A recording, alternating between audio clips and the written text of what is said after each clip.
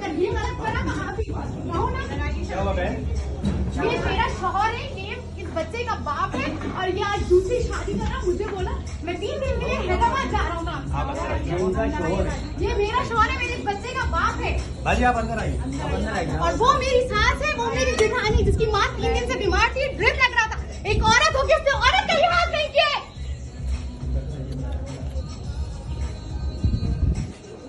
तुम्हें नहीं पता था ये मेरा शौहर है?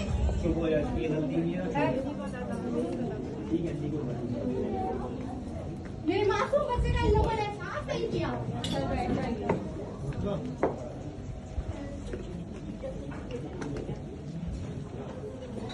मेरी शादी 8 साल पहले से मुझे पसंद किया था। मैं फैमिली में पढ़ती थी, इसने मुझे देखा, इसने मुझे पसंद किया। पसंद करके ये बाकायदा रिश्ता लेकर मेरे मायके आया, उसके घर वाले आए।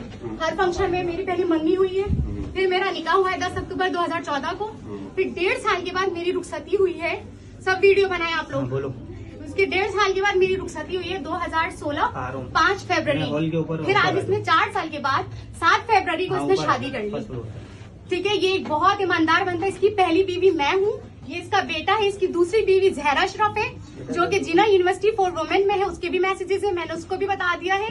ठीक है, वो भी शायद आए, लेकिन वो बेचारी बीमार है। क्योंकि